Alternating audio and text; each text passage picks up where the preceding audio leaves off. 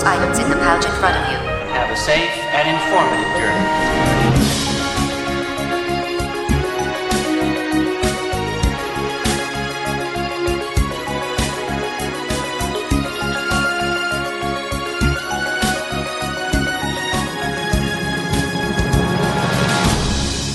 Hello, I'm Nathan Hartman, and this is Dreamfinders, a podcast about the creative culture of Disney theme parks. In the late 70s, Mark Eades found himself juggling an internship with Disney Productions while also working nights at Autopia in Disneyland. But his work paid off, and soon he found himself helping on a little film called Tron, and then joining the editorial team for something called Epcot Center. For Epcot, Mark worked in post-production on such favorites as Magic Journeys, Universe of Energy, and the Golden Dreams segment in American Adventure. But that's just the beginning of his amazing career. Mark was nice enough to chat with me about working with Jim Henson on Muppet Vision-3D, casting the voice of Rex for Star Tours, and working on one of the most beloved Universal Studio shows of all time, Terminator 2 3D. All of that and more is coming right up on Dreamfinders. Mark Eades, thank you so much for coming on Dreamfinders. Oh, well, thank you for having me. So let's just go ahead and start with your early days. If I'm correct, you were born in Madison, Indiana, were you not? Yeah, I was born in Madison, Indiana, and my parents, we lived in several different towns in Indiana until we moved to California in 1964. So how long were you a Hoosier? Because I'm a previous Hoosier myself. 10 years. And I still love the state, and I was just back there in November last year. What sort of creativity did you find yourself interested in as a child? Well, as a child, I would do things, art, writing. The teachers early on thought my writing was a little different. Whether that means good or bad, I don't know. I was also a bit of a nerd, so I also like science a lot too. So I took all the science classes I could when I got into high school, and the same with math. So a little creative and a little nerdy. Did that creativity and that nerdiness continue when you ended up in California? What brought you to the other side of the coast? Dad was looking for better weather more than anything else, and a way for his kids to be able to go to college and not cost an arm and a leg. Back then, it was not expensive to go to the Cal State colleges. So let's talk about sort of that time. And you end up going to school, but 72 you're working at River Belle Terrace at Disneyland. So you're already kind of in the Disneyland ecosystem, as it were.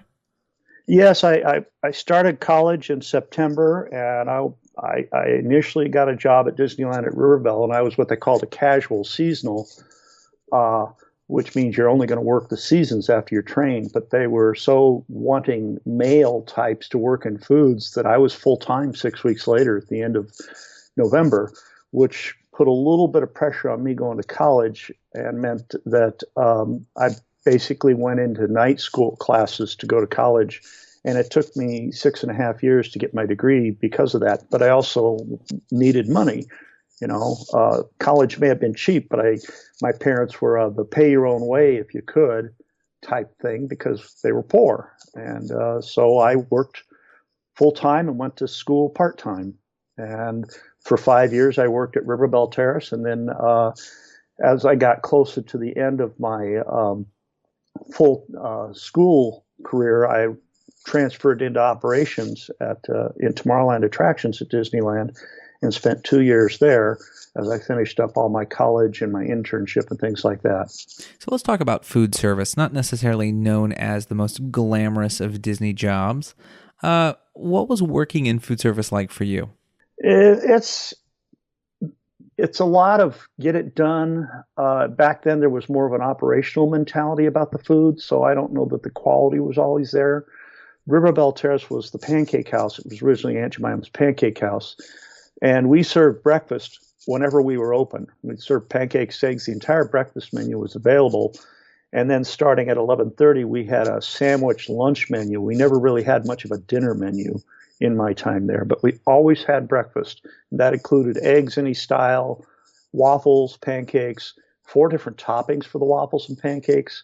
And we were sponsored by Oscar Mayer at the time, so we also had bacon, ham, and sausage. And in a weird thing, we actually had steaks we would have steak and eggs or steak sandwiches, which the Japanese tour group seemed to love back then. So I guess it was cheaper to eat beef in the United States than it was in Japan, even with the exchange rates. So anytime you saw a Japanese tour group coming around the corner from Golden Horseshoe, you yelled inside, "Start slapping them on the grill." They were coming your way. You knew it. And they were. You were also, as you said, in college at this time, but you were studying computer science. What drew you into computers and technology?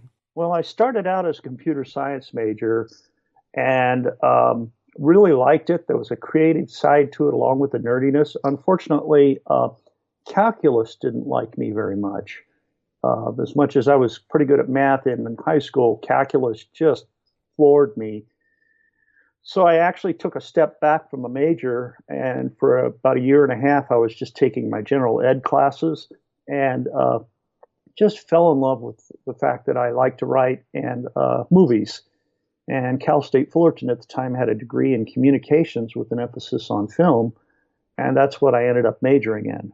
And really liked it. Had a couple of good professors there. It wasn't this big USC film school or anything, but I made a couple of films, and back then you had to do it on film. And believe you me, you had to work full time because film's expensive versus nowadays people could shoot it with their iPhone. So it was interesting. I went through the process of shooting, writing, and editing, directing both a short fictional film and a longer documentary film. And I also went through the whole process of cutting negative and answer prints, and I finally made a release print of the documentary, which is still sitting around in my closet somewhere, all in 16 millimeter. And that thing cost me about $7,000, which was hard to come by back then. Now, 73, it takes us a little bit before the film kind of production elements that you get into. There was a specific film that changed your mind about doing computer science and getting into film. Well, there were several different films back then. My wife and I, my future wife and I, we just started going to movies. And this was before Star Wars or anything like that. But I remembered seeing some classic old films that they were re-releasing, oddly enough. And they were films like Nashville and Monty Python and the Holy Grail, which I thought was hilarious. And just sort of fell in love with going to the movies again. I'd kind of not gone for a couple of years in high school because I was working at night to support the family and going to high school. But my parents used to take us all the time to the movies when we were younger, and we'd go to the drive-in and sit up on the roof of the car and all that stuff. So there was kind of a blank in my film slate from about 69 to 73 where I didn't go see movies for a while. And then just started going again and just loved it. And hence I started going to more and more movies. So you end up, you're working nights at Autopia, and at the same time you're doing an internship for Disney production. How did you juggle all of that at the same time? It wasn't easy. I got the internship at the Disney Studios. Carol DeKeyser, who was a Disney ambassador, was in our film classes at Cal State Fullerton. She was doing the same degree. And she had done one up there, and she gave me the contact information for a gentleman by the name of Bob Jabot, who was the vice president of studio operations then. So I made contact with him, and we exchanged, it's letters back then and telephone. He agreed to let me come up and intern, which was basically I got to hang out on a movie set and stuff like that. I was able to pick my schedule that summer when I interned so that I had 2 days off, and they would be Monday, Tuesday. So I would definitely be able to spend 2 really long days up the studio on Monday and Tuesday. And then Wednesday, Thursday, and Friday, I would go up there in the morning, whatever the call time was. And then I would have to leave by 3 so I could get back down here for my 5 p.m. starting shift. Because back then, Disneyland closed at 1. And if you were on Autopia, I was on the closing shift. So you would close the ride and then gas the cars and get off at 1:15. And then I'd go to bed and get up the next morning and do the same thing 3 days of the week. back then, the production was the Apple Dumpling Gang Rides Again. They had already done their location shooting, so I was there for the shooting on the sound stages and on the back lot. And then I actually followed it through the first phase of editing as much as I could until semester started up again and I had no time. And that was interning. The editor had finished editing the North Avenue Irregulars, and that was going through the finishing up process. So what was neat was because of the kind of laissez-faire attitude, I didn't get paid, but it's just hang out on the set, watch what you want, do whatever. The one funny thing was there was a scene where Tim Conway and Don Knotts were in a wagon undercover hiding, and they needed to make it look like people were standing on them. So there's, I think, one shot in the movie that it's my foot, in theory, standing on them.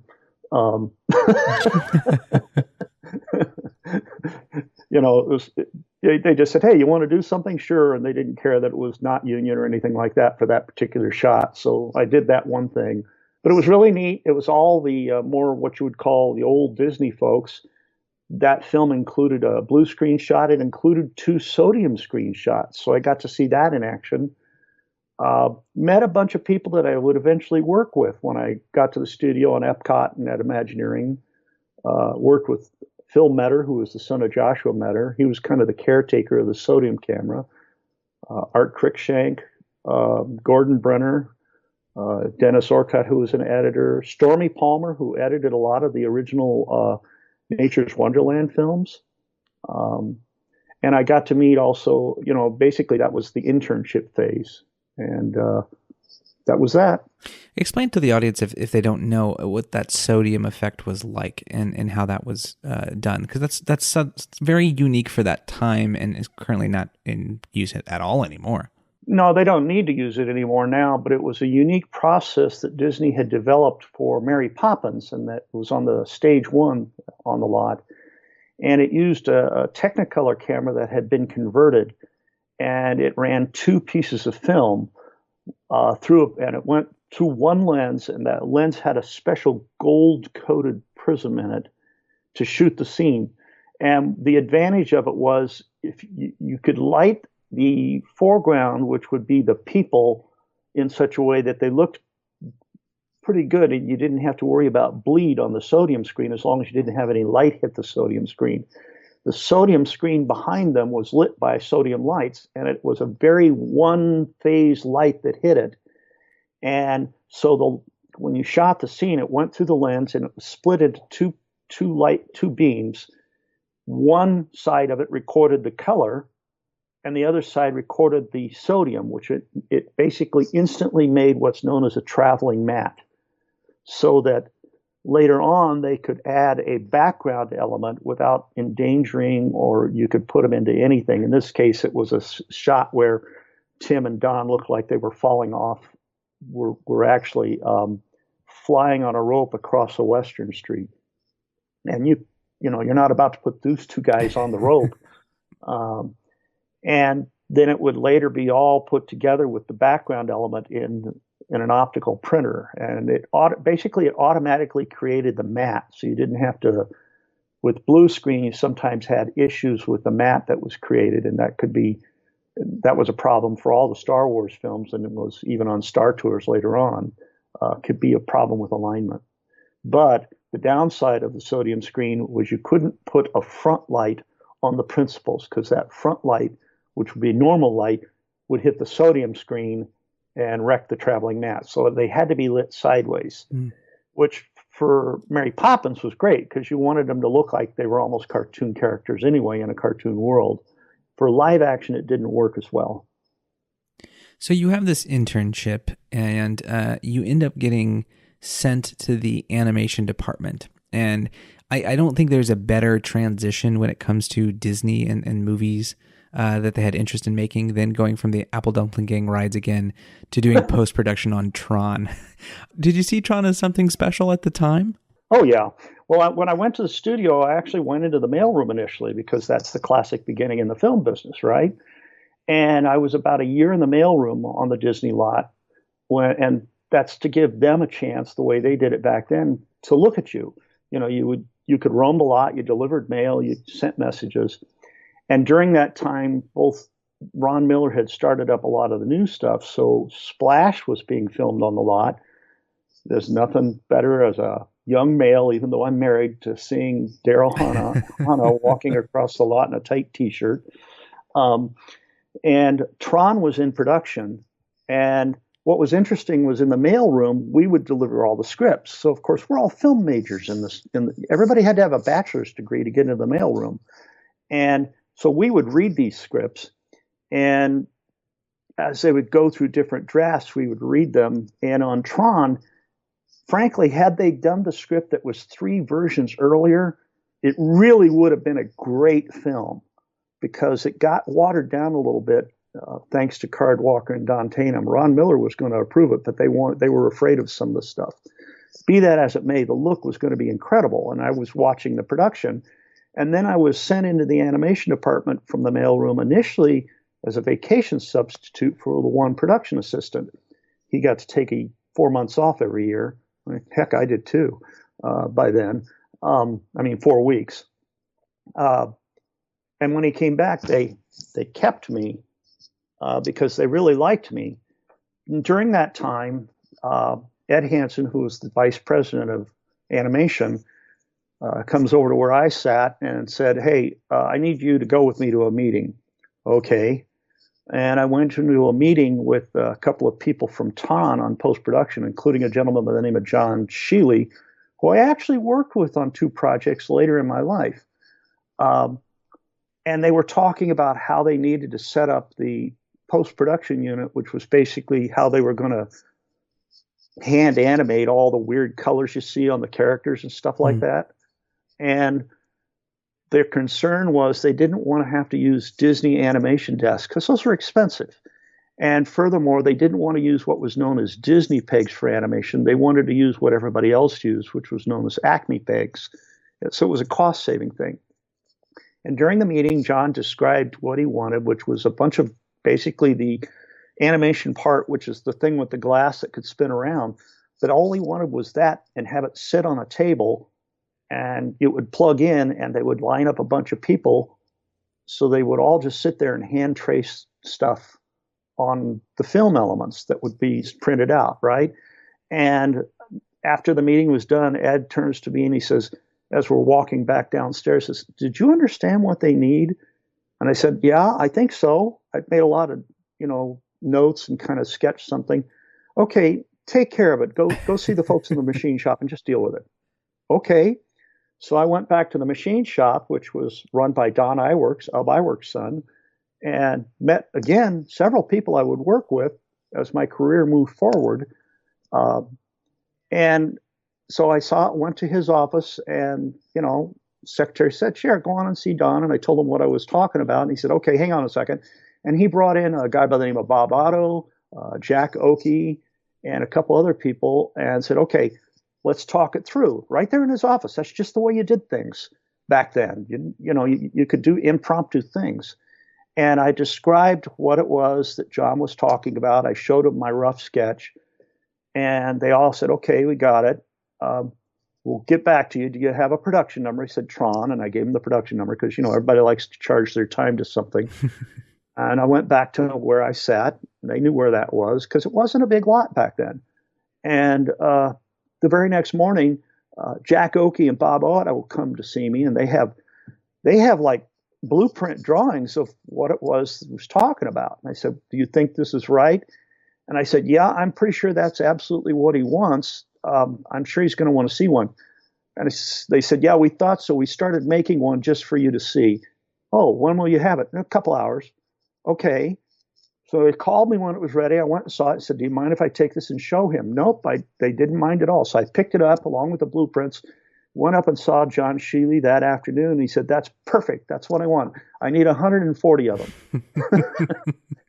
And so I went back to the machine shop and said, "He needs 140 of them. Here's his office and his phone. Go."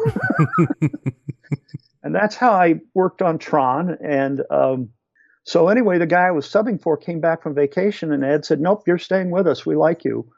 And I was still there. I will say at the time, the animation department wasn't the most exciting thing in the world, in that they were doing The Black Cauldron, which wasn't the most thrilling film in the world. The interesting thing about it was that's when a bunch of the first members of the CalArts animation graduating class had started working there.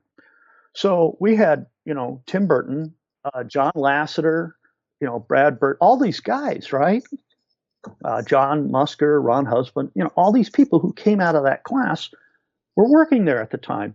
I actually have a caricature of me from when I was in the animation department, because it was summer, it was hot. I was always known for wearing Hawaiian shirts, and I would frequently come into the various offices that would have the high-end animators had their own, maybe with an assistant, but the other lower ends usually 3 to 4 to an office, right? And this was in the original animation building, and I would walk in with my Hawaiian shirt on, and I didn't know everybody by name, and I'd have to deliver them their in-office mail. I'd have to bring it to them, and I go, okay, which one of you is this one? And I'd always have a scowl on my face.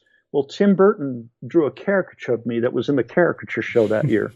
And years later, when I ran into him on the Warner Brother lot, he walks into a soundstage for the Val Kilmer Batman, and he looks at me, and I look at him, and he goes, "Did I draw you once?" But yeah, that was animation. But it wasn't the most exciting thing in the world. Don Hahn, who's a friend of mine, was in there as an assistant director. I think had I stayed, I would have maybe eventually become an assistant director, but it was boring. And my boss from the mailroom, Shirley Bench, came to see me. She says, "I might have something that's even better for you." And she sent me over to interview with Ray DeLue, who was the post-production manager for all the films for Epcot Center, which were being produced on the lot by then. And they had set up projectors and screens to be able to look at the various films in various ways, on sound stage 2, the Mary Poppins stage. I met with Ray, and it worked out, and so I ended up transferring out of animation into the cutting department, as they called editorial. And I was initially the post-production coordinator, basically answering phones and dealing with the paperwork. And then they made me the Randy Bright and Marty Sklar were very impressed with me. And Ray tended to sleep in his trailer office, and basically they wanted me to take over. So Randy Bright went to Ron Miller, got me a raise of $100 a week, which was a lot of money back then for me. My wife and I were planning to have a kid sometime in the next year or two, and we wanted to have money for a house and all that stuff. And one of the things he agreed to was, he said, "Well, what else besides a raise would work for you?" And I said, "Well, how about when Epcot's done, you bring me over to WED, because the studio's not going to want me anymore, and give me a chance for a year to show you what I'm capable of." We shook hands. There was never anything in writing, mind you. Okay. And this was actually outside Soundstage 2 on the West End. And we had that conversation, and he agreed to it. He went to Bob Jabot to get me the raise. Bob wouldn't agree to it. So then he goes to Ron Miller to get me the raise. And Ron said, "Oh, for Mark, no problem." And that was that. And then I worked on the Epcot project. Let me ask you, and sadly, just recently we lost Ron Miller. What was it like to work with Ron, or at least see his creative process in making decisions? He wanted to try different things. The problem he had was Card Walker was what you would call very conservative, which is good for the fiscal standpoint. But Ron knew that Disney needed to branch out and try some new things. And that's why he was big on doing the new films. Ron was the one behind the launch of the Disney Channel, which was an immediate success. But for some reason, Card would interfere on the films, and his cronies on the board would interfere on the films. That's why Tron got watered down. Something Wicked got watered down, etc. And there were some who blamed Ron Miller for it. Now, there was some, let's just say Roy E. Disney and Ron Miller sometimes would butt heads. But realistically, they found out later it was really Card Walker who was causing it, because he allowed him to stay in place. Well, Card retired, and they made Ray Watson chairman, and Ron Miller's just kind of trying to make things work. He was a little out of his element. in the corporate structure world. And so, he seemed to be perfectly happy to leave when he did, but he was trying to do new things. I mean, he was bringing in new talent. I mean, he gave Ron Howard his break. Think about it. Splash was Ron's first real hit movie. Tom Hanks hadn't really broken out yet. You see what I mean? Yeah. And Tron, brilliant looking film. Something Wicked, okay. It did okay. It didn't flop, Watcher in the Woods was it flopped. Okay, but 3 out of 4 films made money. Okay, I think Tron could have made a lot more. I think it was interesting because Ron Howard was able to maintain his independence more than the other directors because of his background. I think had Tron really been the original film, it really would have been like a Star Wars type of mega hit. So let's talk a little bit more about you getting involved in this Epcot project. When did you first hear about this whole concept of this Epcot Center? Oh, it was in the stockholder reports when I started with the company in '72, and I thought, okay, this could be interesting. I wonder how it's going to work. And I made a trip to Walt Disney World in spring of '74. The company would have these trips where they would charter a jet so it would be cheap, and they put us up at the Contemporary, and it was a cheap trip, and I was there for a week. I will say in '74 there wasn't much to do for a week at Walt Disney World. Yeah, they fixed that over the years, but for a couple of days, there wasn't much else. Lake Buena Vista had opened by then, but there wasn't much nightlife or anything around. And of course, it was far away from Orlando, and they also did, during that trip, I actually was able to see the Epcot Preview Center where they had a model so they could bring corporate heads in, and they let us all in to see that because of our Disneyland thing. And, it changed. I didn't really have, they'd show concept art and the photos of the 3 characters. At the time, there were going to be 3 narrators for American Adventure and all that. So, you were always around it. Didn't really know what was involved in Epcot until, frankly, I started on the project in very late 1980. And, they had what were known as scopes of work, were these big, thick notebooks that described each of the pavilions. And so as film was coming in, I would try to read these. When I started, they were finishing up the editing of the France film. It was the first film done. I met Rick Harper and all of that, and learning the process. Well, part of the learning of the process, I was learning on the fly. I'm learning about all these different film formats, and then it was getting to the point where, okay, they're going to have to mix the sound for Epcot, and they had already made the decision that they were going to mix all the audio digitally. Well, that had never been done before, much less with film. And so I'm the kind of person who asks questions, which I think made me a pretty good journalist for 20 years too. When I don't know what's going on, and it was very obvious to me that nobody had really thought this through. Ray DeLue, who was the manager, wasn't exactly the person who would sit there and plan ahead. And I remember how are we supposed to do this? I asked him. Well, we're going to have a meeting with the WED folks. I said, well, that would be a good idea. And so we went over to WED. A meeting was arranged with the WED audio folks. And I met a lot of them that I ended up working with over the years. And they said, well, what we're going to have to do is we're going to have to build a dubbing system. Okay, where's it going to go? How's it going to be built? Who's in charge of that? They said, well, you need to go back to the studio and get Bob Jabot to agree to give us stage 1. Me? Yeah. Okay. And then Dave Spencer's going to engineer it, but because it's going to be on the studio lot, it'll be overseen by, it'll be mixed with the union crew. Nelson Meacham was, at that time, they'd moved him to the studio to help with the audio.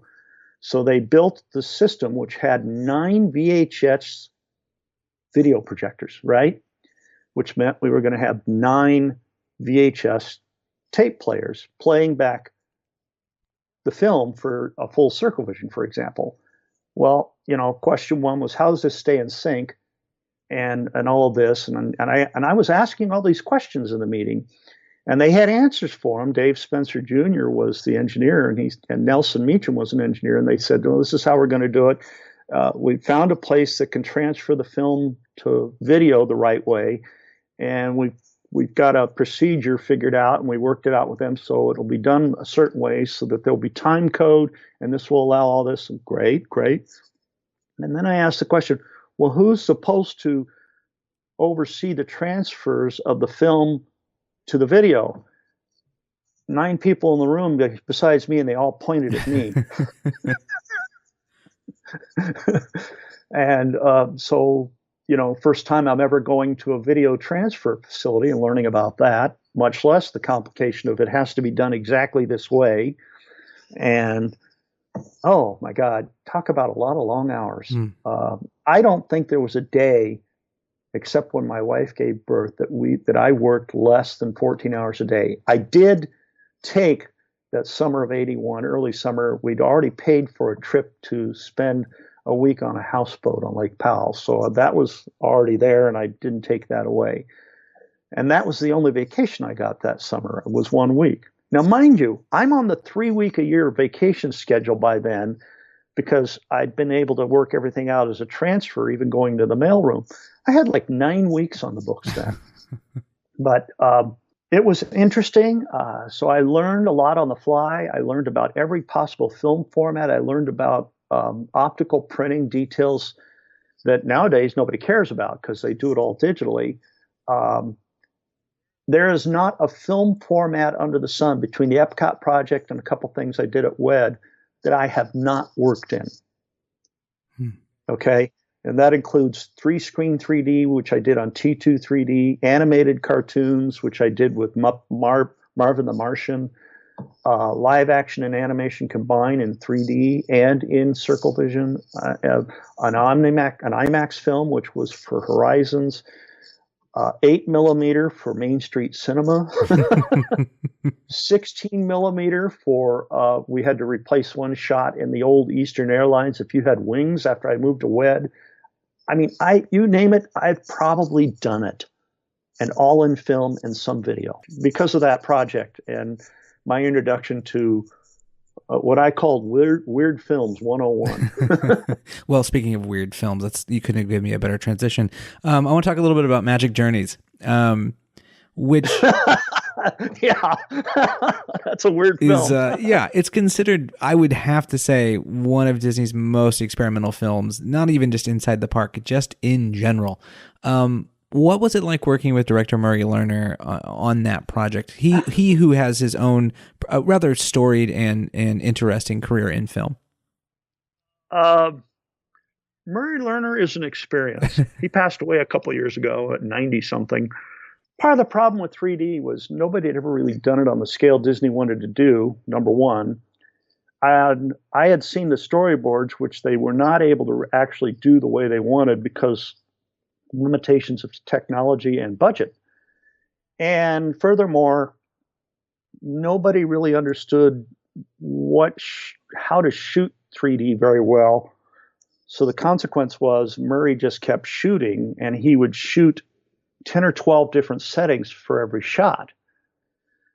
So I remember we were at a meeting and we kept looking, and there would be, 12 versions of a shot in 3D, and each one would be slightly different 3D. And it's like, I kept thinking at the time, nobody really planned this out 3D wise, which everybody was learning about on this, because there really was nobody. Murray had shot a 3D film called Under the Sea, but it didn't really understand the 3D very well. This was going to be live action with a lot of effects and a song, Magic Journeys, which the Sherman Brothers had written. So Murray actually had burned through what was supposed to be a $4 million budget, and he was probably only 60% done with shooting. So there came about there was a big meeting when he had burned through the cash, and Epcot was way over budget anyway. And so we had to come up with some ways to streamline things, et cetera, and force Murray to not shoot so much. Because, he was shooting twin 70 millimeter. That's expensive film. Yeah. And so first thing we did right away was we stopped having work prints made in 70 millimeter. We just said, no, we're going to only do them in 35 because that's what we have to edit with anyway. And then if there's something peculiar, we will specially order a 70 millimeter print of it to look at it. But Murray bellyached. But then, of course, I had to then set up two 35 millimeter projectors to look at film as well as the 70s. Was only after about 2 months on the project, I was told, okay, you're now in charge of scheduling for this massive soundstage. And so I ended up with 3 projectionists and an engineer on duty the whole time. And then as we realized we needed to be able to run sound, we ended up setting up another system, and I'd have to have an audio guy come over whenever we wanted to run sound because of the union rules. But it was interesting. And Murray was a challenge. He could be, frankly, a pain in the ass. I know at one point they were a couple of stories about, I'm going to tell you some stories, and pardon me if I do, about dealing with Murray Lerner. Oh, do tell. The whole point of this podcast is so people tell me things. Okay. Well, Murray was a classic, kind of like Joel Silver in the film industry, who you could argue with him. And a lot of people at Disney didn't understand that. And I at first didn't get it, but eventually I did. Is that, that's the way he is. He argues things just to argue them, kind of like a lawyer. But for some reason, I got off and understood that. First Murray Lerner story is this. The France film, as I said, was going to be the first film through the process. And we had to look at all these Epcot films on the soundstage. Now, by then, Murray had finally finished shooting, and he was in the editing phase. Well, the France film, we needed to do an answer print, and that's where you're looking at making sure the color is really good, right? You can tweak the color a little bit, and you had to make the 5 panels match. Well, Don Iwerks and the machine shop folks who were in charge of the screens and projectors came and said, hey, we need to paint the circle vision screen to match what it's going to be in the field. I said, okay, we need to schedule a time for you to paint it, which basically means no projection for a day because they have to spray paint it, right? And we have to cover the projectors and all that. So I had arranged to have a day when, about a day and a half when there would be no way to screen films. Well, Murray Lerner came in 2 days ahead of time and said, I've got to be able to look at something on this day. I said, but Murray, you were told already ahead of time, we've got to be able to screen, the answer print from France is going to be coming out in 2 weeks, and we've got to paint these screens. And well, Murray said, well, that's what it's going to be. And he called Bob Jabot and he got it canceled. Great. Well, now I have to reschedule it, right? Which meant scheduling painters and all that. So I do that for the next week. And I went to Murray ahead of time and said, look, I've got to close the stage down on this day for 4 hours this day and the whole day this day. You won't be able to screen your stuff. You'll just have to live with that. And he said, okay. He agreed to it. So I scheduled it. Day and a half beforehand, he calls me and says, Mark, I need to schedule a screening on this day because I got some people I need to show it to. Murray, you can't do that. Why not? Because that's the day, as I told you ahead of time, we have to paint the circle vision screens because the France film is coming in literally 3 days after that. And we're going to have to see it on the correct color screen. Well, I don't think we have to absolutely do that. Yes, we have to, Murray. We've already canceled it once for you. Well, yeah, and he starts arguing with me. And this is on the phone, right? And he's arguing with me. We go back and forth for about 5 minutes. And then he says, well, I'm going to call Bob Jabot. And he hangs up on me. Now, I'm in this fake office that they built with a couple of the editors where we had the big editing chem machines and we stored all the film. And I look at the phone and I'm staring at it. And I say, you son of a bitch. And the two of the assistants and the editor are looking at me by then and going, oh, you're talking to Murray again. And I hung up the phone and said, excuse me. I go outside the soundstage, and there was a big trailer, 2 trailers set up and moved together that had become the 3D post-production offices. So they had Murray, he had a secretary, and it had the editor, the assistant editor, the apprentice, and Eric Brevig, who was the visual effects coordinator, who, by the way, would later on go to ILM, and eventually he would win an Academy Award. Not for that project. Well, I went in the door that was Murray's door to his office. I flung open the door. I mean, I was mad, right? I flung open the door. It slams on the side of the trailer. Murray's on the phone. I walk right up to him. I stick my finger right about 2 inches from his nose. I didn't care if he was on the phone. And I go, I want to talk to you. And he looks at me and he hangs, I'll call you back. And he hangs up. I then proceeded to call him a whole lot of things that I'm not proud of. And basically ripped him a new one, never gave him a chance. And I basically said, we are going to do this on schedule and you're going to have to live with the blank, blank, blank, blank, blank, blank, blank, the way they do it. And that's the end of it. I don't want to hear from you until after that day, blank, blank, blank, blank, blank.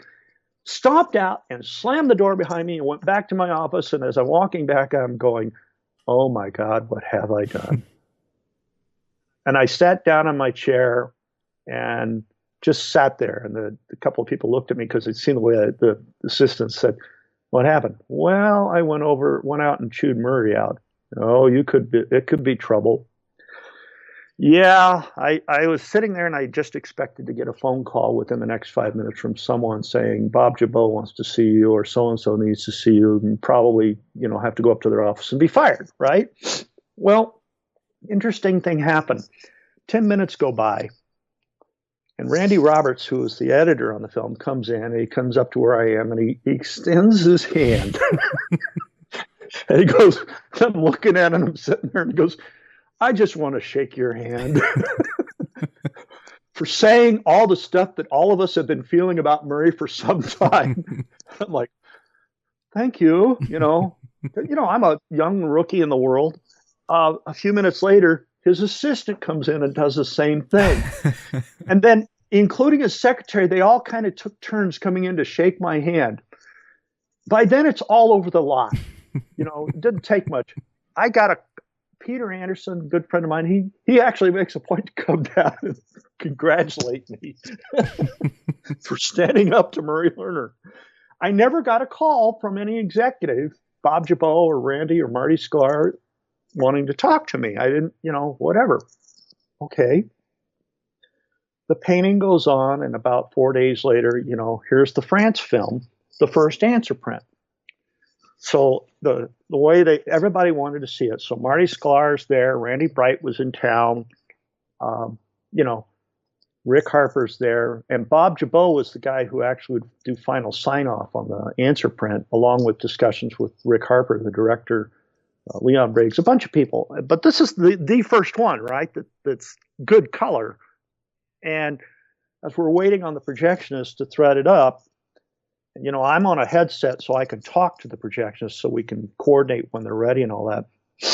And they're all standing there and they all kind of look at me. And Bob Jabot says, Mark, I understand you had a discussion with Murray the other day. Yeah, Bob, I'm not really proud of that. And he stopped. He held up his hand and stopped me and said, keep up the good work. So second Murray Lerner story. Yeah, he warrants two. We were, that was a hard film, and it was hard for the studio a lot because of the visual effects. Very difficult because your difficulty is multiplied, we figured, by a factor of 16 because of the 3D, the blue screen, the two films, all these aspects. So the first good optical scene that they wanted to do was probably the toughest one, which is where the kite comes out and is right in your face. And they'd been trying it. And finally, they finally nailed it. We're screening it for Murray. And he goes, oh, this is incredible. And we're all loving it, right? Because it really looked good. A couple of matte lines, but not the 3D was working, right? I got to show Marty and Randy and everybody at WED. I'm going to call them. Can we leave this there? And I said, sure, Murray, no problem. Well, at that point, apparently, Murray's post-production team decided they wanted to play a little joke on Murray. They kind of clued me in. What they did was when Randy and Marty and they got Ron Miller down and everybody to see this incredible 3D effect, they switched Murray Lerner's glasses out so he could not see 3D. So we run the loop, and it looks great. Murray stands up and says, I don't know what happened. It's flat as hell. Something must be wrong. It was perfect. They didn't touch. Did you guys touch the projectors? No, nothing's changed. This is incredibly how bad it looks. Oh my God, something's wrong. We got to, I'll have to call you guys back. And he goes, and they all they're thinking, well, Murray's nuts, Well, guess who it fell to let Randy and Marty know and Ron Miller know? what we'd done. So they said, well, we'll come back and look at it later, Murray, when you think you've got it fixed. So then I have to go outside and tell the three of them. They thought it was hilarious. It was obviously a practical joke. Murray left, came back, and by then we claimed we'd fixed the projection problem. You know, the guys made it look, everybody was in on it but Murray, the projectionists, et cetera. So they made it look like they were working on the projectors. And I said, can you three just come back in? And they said, okay, we will. We get it. And they came back in and we ran it. Now it's better now. I guess they fixed whatever their problem was. And of course, we're all trying not to laugh at Murray's face. Even Marty and Randy had to turn around so they couldn't see him laughing. You know, Ron Miller says, looks great. I'm out of here. And we could hear him guffawing as he's going through the soundstage door. So that's my second Murray Lerner story. Well, you mentioned Marty Sklar there, and for those who don't know, of course, Marty was VP of Planning at the time, and he would go on. He was VP of Creative. Yeah, of Creative, of course, and he would go on to be president of Imagineering for almost a decade. Right. What was it like working with Marty? It seems like he was always a creative sort and clearly one who could get in on the joke. But you were working with him, of course, on this grand project of his. If anyone is known, if Walt Disney is known for Disneyland, Marty Sklar is probably known for Epcot. Yeah, Marty more than, and to a certain extent, John Hench. Mm-hmm, of course. But yeah, Marty on the day-to-day. He would be very blunt, and but he engendered a loyalty because he actually appreciated people who were blunt back. And I'm known for being blunt. Now, that does not always endear you to some of the other Imagineers who want to play the get-along game and still do.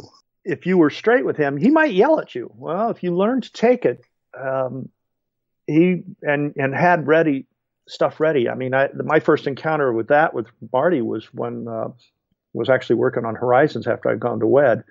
But he had an ability to, if things didn't quite go right, he was very professional about dealing with it. And we'd have to occasionally have presentations to the various corporate sponsors. And things didn't always work right. And he would just go with the flow. And I respected him for his ability to do that. I think that's about all I can say at this point in the story. Sure. As a transitionary point, I think it's pretty clear in '84, Michael Eisner becomes the new CEO of Disney. Do you remember if it felt like a shift for Imagineering at the time? Did priorities change automatically, or was there an evolution towards what Eisner was seeking from that department? Well, they didn't know what WED was, okay? Mm-hmm. And so it was challenging. We were actually we'd finished up American Journeys at Disneyland, and then we were going to put it into Florida and eventually in Tokyo. So we were kind of left to our own whatever. And, we were down to a much smaller organization of only 404 people. And they weren't sure whether to keep us alive, and if so, how, what was Maple going to do? At the same time, our management at WED had encouraged us to try some different things. We need to move forward in the business no matter what. And so we were doing a lot of playing. At the time, in '83, I had started researching simulators for Randy Bright while I was still working on finishing Horizons and working on American Journeys. And for what it's worth, American Journeys was the only actual funded project at WED at the time. And let me tell you, in a project-oriented company, that's bad news. Of course, everybody wants to work on it. And we didn't call them that then, but I was essentially WED's first show producer because that was an all-film-based project for the most part. So it was challenging for a lot of people. They didn't know where we were going. What was good for us in one way is that Universal was starting to do a little bit more in the timeline back then. And at the same time, it's an ironic twist of fate that a lot of people don't know. I actually still have the memo. I had gone on a trip I was going to go to SIGGRAPH in Dallas. This was '85, I think. And we were still unsure of what we were going to do at WED. Well, I decided to go visit the guy who was my best man and I was his best man in Abilene, Texas, on my way. And by then they lived in Dallas. So the several days I was there, he had to work one day. So I took his wife and their daughter to Six Flags over Texas because I wanted to see it. And I noticed some interesting show things there. And when I got back, my wife and kid, the one kid and the other coming, we went to Six Flags, which was Magic Mountain back then. And I saw some interesting, good show stuff there that I thought, hey, why aren't we paying attention to this?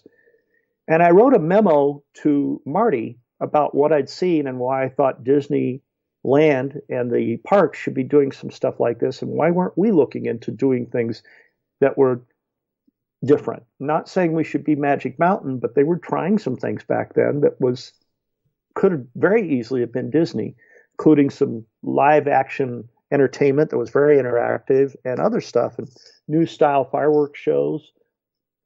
Unbeknownst to me, Marty sent it on to Michael and Frank and said, we have a lot of ideas here. This is just the beginning, something to that effect. And Carl Bongiorno was the president of WED. And that memo, apparently they called when they got it, said, okay, we're coming over. And when they said they're coming over, they meant right now. I didn't know this. All I knew was all of a sudden Michael and Frank were in the building and they were trying to bring stuff together to show them. I didn't have anything really that I had to show them. And I didn't think anything of it. The end of my memo, I wrote how I didn't save the tickets to expense them as a business expense, but I felt it was worth reporting on this. Carl Bongiorno sent me a copy of that back and said, Mark, please submit those expenses to me personally. I will approve them. They were well worth it. Well, before I got that memo back from Carl, and there were memos back then, Randy Bright stopped me in the hall and said, Mark, do you know what you did? No, what did I do? And that's when he told me about how my memo had instigated a lot of stuff. And in one way, he didn't like it because he was having to jump through hoops. But the other way, he liked it because all of a sudden we were being noticed by Michael and Frank. And they came over and, that's out of all that stuff, a lot of stuff got approved. And we were no longer in danger. Living Seas formally got approved. Star Tours had formally gotten approved to go forward out of that meeting, and I had already researched simulators. And they gave us a bigger budget to come up with new concepts. And they said, try more stuff. We want to see stuff. We may bring in more stars, etc. And right shortly after that is when they brought in Michael Jackson for Captain EO. And actually, they brought him in. They didn't know what they wanted to do with him. And we had built a mock-up as part of this to show Michael Jackson how maybe we could take Thriller and do it as a ride-through, with 3D and effects and stuff like that. But he wanted to do a new film, and that's what happened. So in some ways, I guess I'm responsible for Michael and Frank paying attention to us. And then they realized we were a great big toy box, and we became toys in a way, I guess. And eventually, Tony Baxter worked. Michael Eisner said he said we should have a flume ride, and Tony Baxter very quickly they built a very rough study model of what eventually became Splash Mountain, and you see where it goes. It just took off from there, and they came over one day and said, "What if we did an entertainment pavilion?"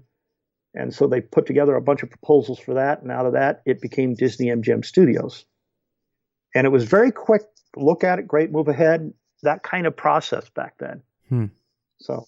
So you mentioned Captain EO, and at the time, of course, this is the most expensive film ever produced on a per minute basis, 1.76 million per minute. Did it feel? Did you do the math? Yeah. Did it feel that big at the time? I mean, or was it just another show with bigger names? So WED by then. John Henderson, who had been the production manager, was a consultant contract. He had moved on. So I was it, right? And I'd finally gotten someone in to help me on some stuff for Tokyo. So Rick Rothschild and Joe Rohde brought me this 3-paragraph outline of what Captain EO, whatever the Michael Jackson thing was going to be. They actually called it Captain EO way back then. They said, we need to know how much this will cost. And I'm looking at 3 paragraphs and saying, that's all you got? They said, yeah, but can you give us an estimate? Okay. I didn't even do a breakdown budget, which infuriated a studio person because I'm like, you got to be joking, right? This is, so, think we can shoot this in 3 weeks? Yeah. And I said, okay, I think this is going to cost $15 to $16 million because there's a lot of unknowns. No script, no real production schedule. That's my guesstimate. And I put it in memo form. Sandy Ravens was a VP of finance, and they had her working with they decided to have her work with us on film. And she said, oh, that's ridiculous. You should have done a detailed budget. And I said, well, go ahead. I'm not going to do it because there's nothing to base it on. And so she went off and did a detailed production budget that said that film could be done for $10 million because at 15 to 16, they weren't going to okay it. So she said $10 million. And I said, great, you do that film. It's like, it's like a game show thing, right? Yeah, good luck with doing it for that much. Yeah, basically, that's all yours. And I basically didn't want to have anything to do with it because I knew it was a pitfall. Well, I had recommended that they get the guy who directed the Thriller video to direct it, John Landis, and they didn't want him. They wanted to do Francis Ford Coppola because they thought name value of him would add something to it. Francis Ford Coppola couldn't care less. He did his 3 weeks production shoot and then left, and they still had to shoot for months after that, as, quote, second unit with someone else. And they went way over budget, of course. I was brought back in closer to the end when Rick Rothschild said, look, there's parts of it that are out of sync. I want to put Mark Eades back on it to look at this. So they brought me back in to look at it, and they set up a screening with Tom Smith, who was the studio's producer on it. He'd come down from ILM, and they'd given him some kind of sweetheart deal. And so we're looking at it, and I'm making notes. And they said, well, what do you think? And I said, this scene and this scene, the 3D's out of sync. This scene, the sound's out of sync. This scene's wrong. And Tom basically said, well, we can't really, what can you do to fix it? I said, you need to recut these scenes, and you need to redo the sound. Well, we can't do that. Well, I can't fix it unless you recut it or something, but it goes out of sync. Well, they said, are you sure your projectors aren't in sync? And I said, okay, fine, I'll debug the projectors. Well, what I did was I cut together 2 pieces of black film, and I'd punch holes in it so you'd see, white flickers every second or so, right? Oh, they'd be right next to each other. They were dead nuts on. So it was the way it was made. Well, I found out later on the reason the audio is a little out of sync in places is because Michael Jackson would show up with new recordings of the song on different days, and there was no click trap with a crystal sync to keep it locked in. But the film opened, and it did fine. They were so paranoid about the projectors being dead nuts on that I had to go through a proof of them before we had the first screening with Michael, and we let guests in for that screening. And so I'm down there with my oldest boy, who's, all of 4, my daughter, who's all of not even 1, right? And made sure everything was right. Then we threaded up the film. We had a couple of test shows, said it's ready to go. We knew what time Michael was supposed to show up. So they let guests into the theater, leaving a section of seats empty. I'm in the back, with my wife, daughter, and son. And then they let Michael in, right? You could hear everybody going, it's Michael, it's Michael, it's Michael. And they were all fans. The word had kind of gotten out. So they ran the show. And then they got Michael out. Now, I went into the projection booth right afterwards because I didn't want to be part of the maddening crowd, right? And I had my wife and 2 kids in there. What do? They bring Michael Jackson into the projection booth. So he says hello to my 2 kids, and all that. And I had met Michael before when we had done the mock-ups and things like that. But just kind of a surreal experience. That's about all I'll say. I had said, I remember I did very publicly say at the time, you're going to have Michael Jackson involved. And I'd heard various rumors, true or false. I'm not going to get into that, even with the documentary out today. But I said at the time, this could come back to bite you. That's the downfall of dealing with some of these very creative celebrities is their stuff. Look what we found out about possibly happened with Michael. Look at John Lasseter, So he came back to bite him. Something that you also were doing at the time was, as you mentioned, doing simulator stuff for Star Tours. and kind of exploring that technology. What gravitated you towards the idea of simulators, and what sort of like at the time, now it sort of seems like, oh well, yeah, of course it makes sense, but at the time they were not in entertainment or considered entertainment systems at all. What made you think it was possible that this could be used for something that could please the crowds? Well, there had been some talk about simulators. Well, what could we do with them? And of course, there was a simulated journey at the Disney parks in the Flight to the Moon / Mission to Mars, right? And we all knew they were used for flight training. Randy Bright called me down to the office sometime in '83, and he said, what do you know about simulators? And being a nerd, I'd read up on them and thought, well, these are interesting. We'd always wondered if they could be used, but how? And he said, well, I told him, well, I know they're used for flight training and things like that. And he says, well, you think we could use them in the parks? I said, I don't know. Well, I want you to research them from a creative point of view. Okay. So I go to Maggie Elliott, and we set up a number for me to research money to. That way it's called research. So all these things you have to do for accounting. And I went up to Pier 39 at San Francisco, which had one that was made by Duran, where they had a 2-seater thing, and they'd put a camera on the front of a roller coaster, and that was all you did. And almost puked my brains out. We ended up at one point with a team of people where we were able to fly a helicopter without flying it at the Marine Corps Air Station in Tustin. I flew an F-16 without flying it. On the helicopter, it took me about 4 times to get the helicopter actually to lift off properly and not crash. When I did get it off the ground, I took it to 10,000 feet, and after a couple minutes of flying around, they said, okay, you now need to land it. And I said, okay, do I bring it? No, here, hang on. And all of a sudden, I'm 200 feet above the deck. And I said, okay, land it. We did that 6 times in a row, and not once did I land the helicopter properly. It sounds like you're your own Captain Rex, as it were. Yeah. I also, at that time, we'd gone to, with Claude Coates on a similar on a different project. But we wanted to look into doing an interactive shooter thing back then. And we went to Daytona Beach, where GE had a facility set up where they could simulate tanks battling each other. And so I did all these things. And out of that, I wrote a memo. Again, they were memos back then.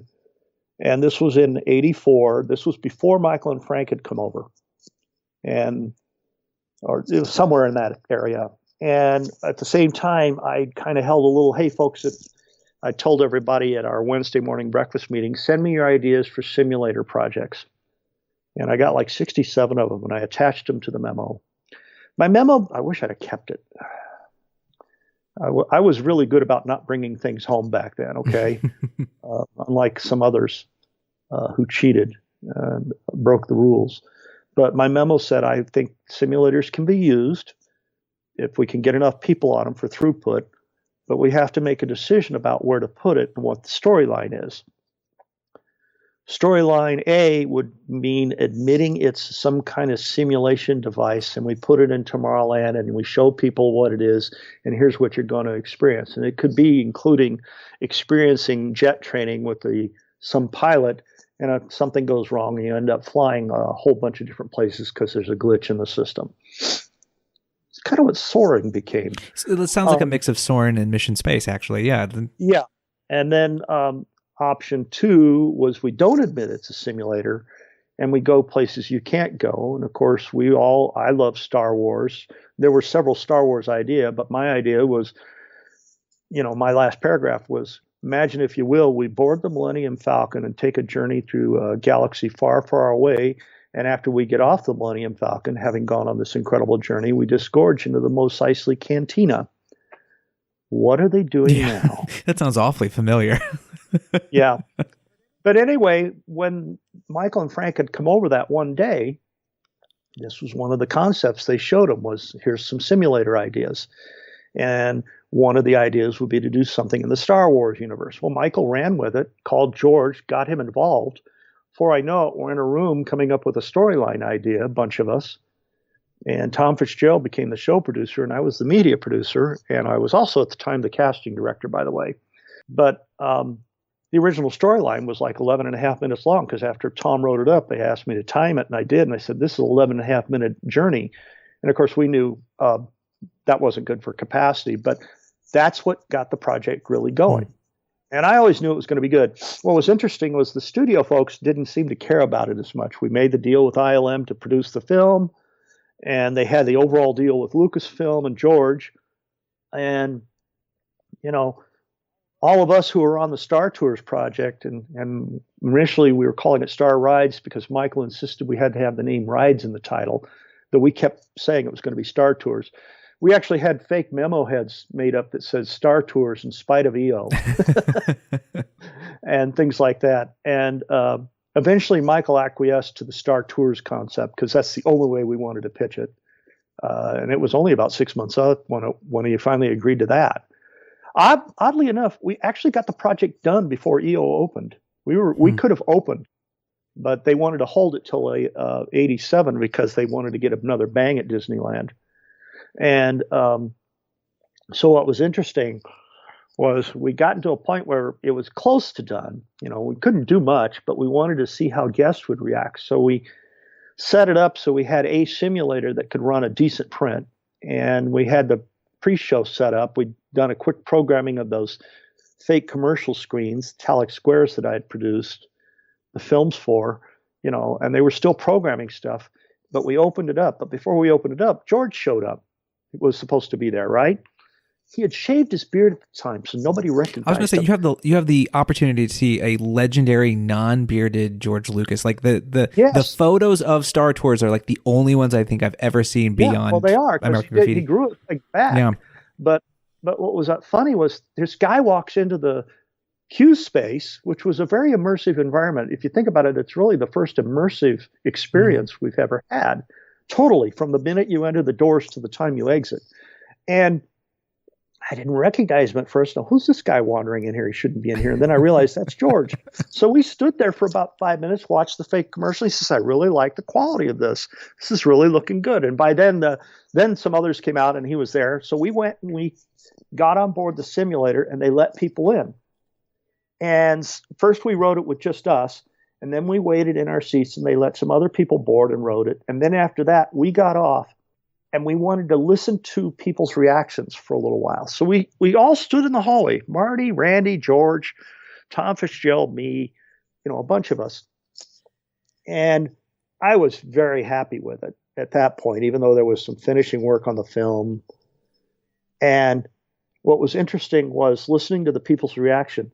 One person, as they're getting off, commented, says, can you imagine how many miles of track Disney had to build under the park for this ride? And then another person gets off, and I'm like the only one that looks like a Disney haircut then because I'd shaved my beard. And he looks at me and he goes, excuse me, nobody else was wearing a name tag. I had mine on. He says, you had something to do with this? I said, yeah, why? Can you tell me something? What? You don't really go anywhere, do you? And at that point, I knew we'd done it. And it really, you know, it stood the test of time more than Captain EO did. Mm. Now, the sad thing from Randy Bright's and my standpoint was the plan we had was we'd do a new film every 3 years to build up a library so that we weren't just going to Endor and missing out. The thing was so darn popular that the park said, we don't need it. Mm. So we never were able to do that. When they announced, I mean, I'd heard about the new version way before they announced it. And I said, this sounds great. You're going to do it digital. You can have different versions, et cetera. And so when it was actually formally announced, the Register said, you know, you should do an article about this, Mark, because, you know, you worked on it. And so I wrote an article about it saying, you know, like a father who sees his child going on to college. That's basically the way I felt. People thought I'd be mad about taking out something I'd spent, you know, 2.5 years of my life on. And I said, no, it's better. Mm. And it really is. And I'm looking forward to seeing Star Wars Galaxy's Edge, both Rise of the Resistance and the Millennium Falcon attraction as well. I'm not sure when I'll see them, thanks to the crowds, but I'll see them. Well, going from one famous filmmaker to another, in 91, of course, Muppet Vision-3D comes out. What elements did you work on with Muppet Vision, which is personally one of my favorite film experiences at the Disney parks? I was on, announced Muppet Vision, and I'm on it that day. I mean, they announced they were going to do a 3D film with Jim Henson, and I'm on it. And so, along with Tom Fitzgerald again, they decided to have him and me. I was the media producer. By then, I was actually technically working for Theme Park Productions, which is our film production wing, and I was the producer for Theme Park Productions on the film. My name's actually the one on all the contracts as the producer. And so we had, obviously, some meetings with Jim Henson, Jerry Jewell, and fairly new writer at the time, Bill Prady. He, of course, is now known for co-creating The Big Bang Theory. Mm. And we held a lot of meetings and talked about what we wanted to do, et cetera. And there was a lot of conceptual ideas talked about. About that time was when we were doing trying to put together this thing where you could change the look of a building with this high-end slide projector, right? Mm-hmm. And we had it mocked up back out in the back where we had that building we'd had the simulators in. And we still had it because we needed it for Body Wars. And I said, hey, Jim, let me show you something. So I took him out back and had him watch how the building would change its looks without touching the building, just projecting things on it. And he was really intrigued by that. And in the concept phases, when we didn't have a storyline yet, we talked about what was popular about the Muppets. And, my thing was that, I love the fact that the fourth wall was kind of not there. So after we saw that and we're walking back, and I said, Jim, what's neat about the Muppets is, you break down that fourth wall. And I think that could really be cool to do in an attraction, whatever it is with this film, because not only can it be off the screen, but maybe we could break down that fourth wall. And if you think about it, we could literally blow it up. Well, that stuck with Jim and it made its way into the storylines. He was a wonderful person. The first script that we got was more Bean Bunny than it ended up being. It was the Bean Bunny story and very little of the other Muppets. And I know I was very open about the fact that, if you don't make it feel like a Muppet show, the audience is going to be disappointed. And so then Michael Eisner apparently said the same thing. So did Jeffrey Katzenberg, and very much what I said. And came back eventually with a script, though Jim was adamant about having Bean Bunny, and then he had this idea of this Waldo CG character. He always wanted to try new things. Good for Jim. And we ended up with the film you basically see, though interestingly enough. So we had a 3-week shoot. The first scene shot was actually the Miss Piggy number in front of the water, the bubbles scene. Mm-hmm. And that whole sequence was shot. And we had a mistake where one of the shots where she's pulled across the lake, she flips over and her butt's showing.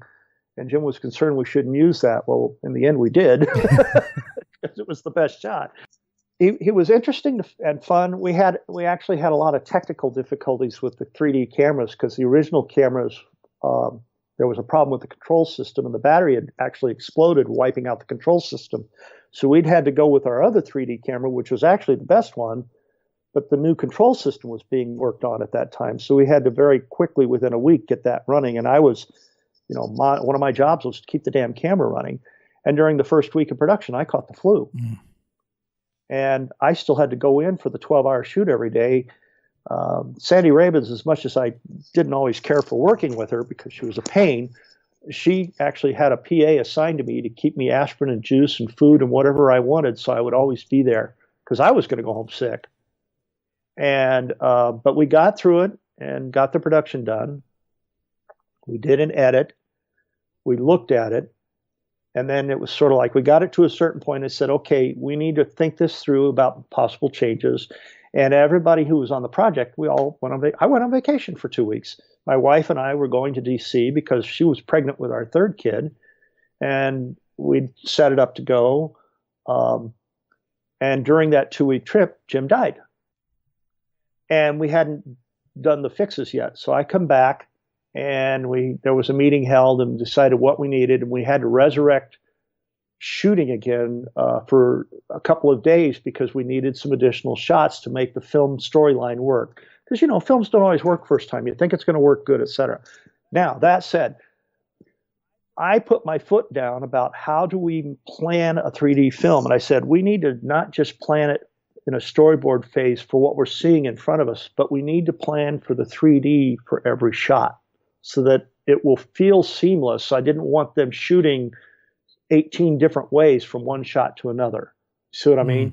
So we storyboarded the 3D, because one thing in a 3D film is your eyes, you have to train your brain to look at 3D, and you need to start out a little slower and then you can pick up the pace, but you still don't want jarring 3D. In other words, you don't want to have something way back there, then cut to something right in your face. You need to bring it out, and it works better. And so that was one of the things that I instituted on Muppet Vision, and they followed that from then on at Disney, and I took it through to other 3D projects I worked on post-Disney, including T2 3D and Marvin the Martian in the Third Dimension. And it became kind of a standard for everybody after that. Well, let's talk a little bit about T2 3D, because you leave Disney in '93, and but you're right. Still doing stuff. You're over at Digital Domain. I had left Disney. It was kind of a mutual parting of ways. I actually had a month to consider if I really wanted to leave. They had said, you need to find something else to do within Disney. And I decided very early on, I wanted to see if there was life beyond Disney, because that's all I'd basically done all my life, you know. And I wasn't one of those. There's some in the company that wanted to live, breathe, and eat Disney 24 hours a day. Well, I didn't want to do that. I felt it was more important to me personally and to my family that I have another life. My wife sometimes didn't like it because she liked the fact that we could get to see things, et cetera, and I appreciate that. But by then, she'd left. She'd been working for Disney. You know, we met at Disneyland. But I decided to leave, and there was a separation contract signed. I had to negotiate out, and they wanted to. Marty didn't want me to leave, actually. Tom didn't want me around anymore, but Tom Fischel was my immediate boss by then. But Marty said no. He wanted to give me an opportunity, and Marty's the one that decided to give me a 30-day period. I'm the only Imagineer that was said, you know, who other than a retiree who was said, look, we need to see if you can find something else you want to do within Disney. And I got to go into the office every day for 30 days. You know, most other people, you know, you're out that day. Right then, you're gone. Bye. Here's security. Don't take anything. So I probably could have stolen a bunch of stuff. I really didn't. I wasn't into that. That's probably why they gave you 30 days. Well, I did want the Muppet Vision logo that was on the side of the fire truck, but by then somebody had taken it from my office. I'd had it on the side of my file cabinet for a long time. But yeah, and then I didn't work for a while. Of course, I was allowed to file for unemployment and all of that, and did. And I started looking around, and then I got a phone call from some people, a lady I'd worked with at Disney at Theme Park Productions, but she'd been let go earlier. Cecil Kramer was working over at Digital Domain, and she needed me to come over and look at a project. And it turned out that was T2 3D. And Digital Domain was co-owned by James Cameron at the time, so they were putting together a proof of concept plan. You know, 3-screen 3D, never been done before. How big are the screens? Well, 60 feet, we think. Never been done before. We need to shoot something. We need to mock it up, probably. How are we going to look at it? And so Cecil brought me in to look at it and figure out, well, how are we going to do it? Because that's kind of what I used to do at Disney. Part of what I did was figuring things out. Again, it's my nerdy side, okay? And so I kind of figured it out. I actually ended up doing some drawings on an old Mac Plus. I had to print it out as 12 8.5 by 11 papers, tape it together, take it to Kinko's, you know, because that's all I had at home. And then we built a mock-up. James Cameron was an incredibly intelligent. I loved working with James Cameron. When we first talked about the first meeting we had with him was after I'd done this drawing, which showed top view and side views of how the projectors would have to go, where the screen was, where the stage was. There were no drawings like that. Universal didn't have them. And he looked at that. When we had the meeting, I was supposed to be like not the first person to talk. They were going to talk about the test production shoot, right? And he said, no, I want to see how the theater's going to work. So here I am. All of a sudden, I'm thrust to the forefront. He loved it. He said, great, take him to Universal, go through it with them. Don't let them give you any shit. Because that was the Jay Stein era. So a week later, we're in a meeting with the the digital domain team, and 2 consultants from Universal, the Universal folks, and Landmark Entertainment, Adam Bezark. And we get there, and the thing about some of these theme park projects is nobody wants to stick their nose out, okay? Because people are ready to chop it off. So nobody wanted to say anything. Now, I happen to have 2 copies of the drawings. Nobody was really talking. They introduced each other and said, well, what do we talk about? And nobody would say anything. So being the ignorant nerd that I was, I said, well, I happen to have made a drawing of what I think theater will look like, at least the projectors and the screens. They were like, a pride of lions. They just swooped in and, here's somebody actually put something on paper, right? And they looked at it. The 2 consultants, who I'm not going to name here, were total jerks, started ripping it apart. And I stuck to my guns. How do you know this? Why don't you do tests on the screen? They wanted to micro test everything, which apparently they had worked on Back to the Future and done that. And I said, why do you need to micro test this? Let's just do the mock-up. But based upon what I know about 3D and having worked on Circle Vision, I'm not going to do any scientific data. I can tell you, I think this will work. We'll order this screen from this company. You see what I mean? And they wanted to do this. And I guess the word got back to Cameron and he said, no, do it. And we ended up building a full-scale mock-up. And the plan was at the time 60-foot wide screens. And we did it in what's known as the old Hughes Airport property north of LAX. There was a big building there that they could put planes in. They weren't anymore because there was no runway. But we did it in there. We did it in a hangar, and we mocked it up. I got the mock-up built, proved it, tested it, made sure it was aligned, and then my wife was going to have, our number 4 kid, so I took some time off. They didn't really need me during the production shoot, so they wanted to save money. And then after they got the production shoot done, I was brought back to look at it. Well, and then, then Universal looks at it. They have all the screenings for everybody and all the big wigs, et cetera. And then Universal says, okay, we need to think about it a while, so we need to shut everybody down. Well, the thing about freelance work is when they mean shut everybody down, it means you don't get paid. I'd also done some consulting on EFX at the time, the original MGM show at the MGM Grand in Vegas. Just a little consulting, but I got paid, Well, a guy I know was working at Warner Brothers. He called me up and asked me to come over and meet with them about a 3D project they were doing. And, I wasn't working at Universal. Adam Bezark had actually wanted me to become the show producer on T2 3D, but couldn't offer anything yet because nobody's getting paid. And the upshot was eventually at Warner Brothers, I wrote the original storyline that they said, yeah, we want you to produce this and write the script. And signed me to a contract. And oddly enough, 2 weeks after I signed the contract at Warner Brothers, Universal says, hey, we want to start up again. You want to come back and be the show producer? Missed it by that much. And I said, well, I can't, but thank you. And then I went to Warner Brothers and I wrote the story, co-wrote the script, and produced the 3D animated film for their theme park called Marvin the Martian in the Third Dimension. And that's pretty much my theme park career in a nutshell. And gosh, we've been over an hour. Yeah, well, when you have great stories to tell, I just let people tell them. So, and there's so much more that I could tell, and I know I've told other stories.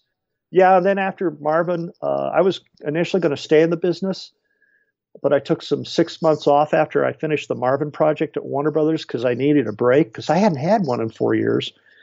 And then I'd actually started looking around, and Landmark, where Adam Bezark was, had called, and I took a meeting, and they had talked to me about producing a 3-screen 3D show based on the Aliens franchise for a Korean theme park.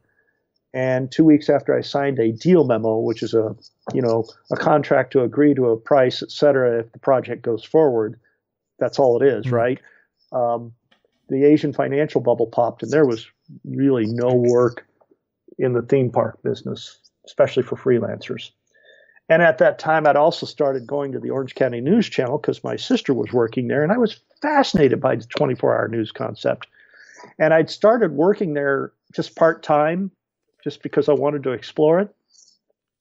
So I said, I think I'll go full-time here. And eventually they had a position open up shortly thereafter, initially as an editor. And I hired on full-time. Actually, my sister left shortly after that. And then I stayed on at the Orange County News Channel and did video news for 4 years. I did take some time off to do one project. I wrote the script for Daytona Dream Laps down at the Daytona Racing Museum, which isn't there anymore. And then we shut down 3 days before 9/11. 9/11 happened. I didn't work much in 2002, but then I stayed with it and started freelancing and eventually went on staff as a journalist at the Orange County Register for 11 years. So what about journalism attracted you to it? It's definitely a different craft. Well, I'd always really wanted to be more of a writer than a techno nerd. And that was what was fun about, WED was fun. You could be a little of both. Television news was fascinating. You have to get the stuff out because you have to make the next show. You have to make the next show. And I was not old then. So I had lots of energy. And what was fun was I could work nights and explore other things during the day if I wanted to. And I did a little bit explored some ideas for the internet with a guy. That didn't work out. But, a lot of stuff I thought would happen eventually did. And it just, you just did a story. You either did 1 or 2 stories a day. And there was a great discipline to it to get stuff done, which coming from WED where people would play with stuff forever was a big change. Okay. And I liked it. That was the one thing that always rubbed me raw sometimes was how, okay, you're past this point. You want to go back or you want to play with it on a full scale. It can cost a lot of money when you do that. I cannot imagine the way we worked in the 80s trying to do Star Wars land like that now, because a lot of stuff was arm waves, Splash Mountain in particular, in the field, and to the detriment of the attraction and the cost. The cost just goes up tremendously when you're changing things on a bigger scale in the field. But I like the fact you batted out a story, someone looked at it. If you needed to edit it real quick or change it, you did. Boom, off it goes. I had also started writing a little bit for the Register during my Orange County News Channel time. I was doing video game reviews because they didn't have anybody on staff to do it. They were reprinting stuff from another newspaper. And a guy by the name of Jeff Rowe, he gets copies of video games. I said, what do you do with it? Nothing. I said, do you mind if I start doing a review? He says, sure, I'll just keep the game. So my kids were all into video games and I'd play them and I'd do a review every week and I enjoyed it. After OCN shut down and there was a period that there wasn't a lot of work, I just kept scrounging around for freelance work. And Jeff Rowe was still at the Register then, and he made sure I got my chance to get in there. And I actually started freelancing for the Register and actually some other magazines quite a bit in 2003, to the point where I was doing almost 10 articles a week for the Register before I went staff. And then there was a staff position opened up, several, and I interviewed and I became a local reporter for the Coto de Caza and Canyon speed of the Orange County Register, and writing just news. And Coto de Caza is interesting because it's kind of the HOA it's kind of like a Disney HOA. It's got a berm around it, takes a ticket to get in. It's extremely huge, has many themed lands, has recreation, has castles. And remember, this is where the Real Housewives franchise started. The Real Housewives of Orange County was out of that. So as I like to say, and it has a lot of characters who have more plastic in them than Disney characters. And shortly after I was there, the realization came in that, this internet is a real thing. And I became part of a team that explored it initially. And they made me, in 2007 at the Register, the first ever multimedia reporter at the place. And I was an experiment. I was told experiment for a while, figure out new ways to tell stories. But the finances were going down so fast that I could only do that for about 6 months. And I went back to covering that beat. And then in 2009, my deputy editor, Chris Meyer, and I was grousing about the fact that, I was covering South County and I live in North County and gas prices were, going through the roof. And I said, I can't afford to work down here. And he decided to move me to the North Bureau, which included Anaheim and Disneyland.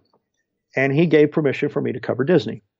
And so initially I was just mostly focusing on videos on the theme park beat. And the first project we did, the first story we did when I moved to the North Bureau was when they did the big press conference about all the new changes they were going to make to California Adventure. So they sent 3 of us because they didn't realize as well as they should have back then that one person could do all 3 if they know what they're doing. And that's eventually what I did, is I became the one person. So I go over there just to shoot video of this press conference. There's a photographer, Joshua Sudak, who's now the chief photographer at Disneyland. And the writer at the time was Adam Townsend, the normal writer. She was on a pregnancy leave. And so we go walking in to the swimming pool at the Grand Californian where they were going to hold the press conference. And who do I recognize first but Bob Weiss? Bob Weiss and I go back to 1982, okay? And he sees me and I see him and goes, Mark. And I go, Bob, Mark, Bob. I put my video camera down. The two of us, put our arms around each other and hug. And we go walking around the swimming pool away from everybody, including all the Disney people. Now, none of them knew who I was or my background at the time. You can just imagine their paranoia that Bob Weiss, the senior creative executive vice president of Walt Disney Imagineering, is having a private conversation with a reporter from the Orange County Register. We probably talked for about 10 minutes, just, old schoolboys, right? And Bob and I look over and we see 20 pairs of eyes looking right at us. There's other media there, but all these Disneyland folks are all looking at us. And they're like, almost in a semicircle. You could tell they were all like, oh, what should we do? Can we go over and break? What do we do? So Bob says, we better do something about that. And I said, yeah, we probably ought to let them know who I am. And he says, yeah. So we walk back around the swimming pool, arm in arm. These 20 pairs of eyes are just tracking us. To hell with anybody else, right? And so we get over there and we're right in the middle of this semicircle now where they're all looking at him and me. And he goes, I want to introduce you to Mark Eades. He's a reporter at the Orange County Register. He's my friend, and he's a former Disney Imagineer. I swear to you, these 20 people, it was like that scene from the Incredible Hulk movie where all the water comes off him as he shrinks down to normal size. It was just like that. What was ironic about that was Adam had been trying to convince Disney to let us go up inside the Matterhorn and shoot from the top and other stuff for the 50th anniversary of the Matterhorn bobsleds. And they had said no. Well, the story about the press thing gets done, about all the new stuff gets published the next day. And the day after that, Adam gets a call out of the blue from John McClintock, the then PR manager at Disneyland Resort. And he tells Adam that they're going to let their videographer and their photographer go up inside the Matterhorn and take pictures, and he could walk up and tour the inside. And Adam was like flabbergasted. This was an out-of-the-blue phone call after they'd said no. And he asked him, well, how come you changed your mind? And Adam quoted this for me word for word. He said, let's just say having Mark Eades on your payroll is a good thing. And so then I started doing a lot more. I was still on breaking news for a few years, but more and more I was gravitated towards doing Knott's Berry Farm. I said, we've got to cover Knott's more. And ironically, they don't do a good job of that now. And I live 3 blocks from Knott's. I'm available as a freelancer, registered. And then that's what I did. I would cover more and more. And I was actually laid off in 2014 by the Register as they went through another change. But the guy who was brought back as editor brought me back later that year. And my sole job from later 2014 until I left the Register in late 2017 was to just cover theme parks. And he flat out said, you work directly for me. He was the editor-in-chief. Cover what you want. You'll know what to do. And just write it and get somebody to edit it. And so from then on, I did everything theme parks. Video, I'd take my own photos unless I felt I needed somebody. They let me use my judgment, and I'd write the stories. And even back before that, I was writing stories left and right. We had a blog until 2012, and I would put some of the entries on the blog. So that was my journalism life. So as you said, you've retired now from full-time journalism. I want to clarify one thing. I'm what I call semi-retired. Of course. I like to do some freelance work. I've done some magazine articles since then. I don't do as much video now. It's just too hard on me. I could do it, but I really don't have the equipment for it. I can edit it fine. But I like to write. I would love to do a small theme park or themed entertainment project or two the next couple of years. Would be a kick. But I like to spend my time writing. What was nice was there was a wedding for a niece, and I kind of wanted to go to Indiana. My dad was wanting to go on a trip, so my dad and I took a 3.5-week trip together, just him and I. We rode in my car. We did a lot of 2-lane roads, and eventually ended up in our home state of Indiana for a visit just before Thanksgiving. They held the Thanksgiving dinner the weekend before Thanksgiving just because we were there. We saw 53 relatives in one night, and it was really neat, including his 2 brothers and sister, and then also saw my mom's sister. My mom passed away in 2015, and it was a really neat trip. We kind of took 2-lane roads to get to St. Louis, and even in St. Louis, we did some tourist stuff. We didn't go up the arch, but we went to the museum. My last name is Eades. Did you know there's the James B. Eades Bridge in St. Louis across the Mississippi? It's spelled E-A-D-S, not E-A-D-E-S. So we took a picture of my dad with that behind it because my dad's name is James Eades. Just those are the kinds of things that you think about doing, and I just reasoned that I can do it now. Well, Mark Eades, thank you so much for coming on. I really appreciate you having a conversation with me. You're very, very welcome. I hope you enjoyed it. And that's it for this episode of Dreamfinders. Thanks so much to Mark Eades for being my guest on the show. Dreamfinders is edited by Shannen Michaelsen. It's hosted and produced by yours truly, Nathan Hartman, who you can follow on Twitter at SomeStuffISaid. Our podcast artwork is provided by JP Tanner. Find his other work at tanwoodcreative.com. This podcast is distributed by WDW News Today, the worldwide leader in Disney Parks news. Read all they have to offer at WDWNT.com. Tell your friends about the show, and please give us a rating and review on Apple Podcasts. Also, if you or someone else you know would make a great guest on this program, feel free to email us at dreamfinders@WDWNT.com. I'm Nathan Hartman, and remember, if we can dream it, then we can do it.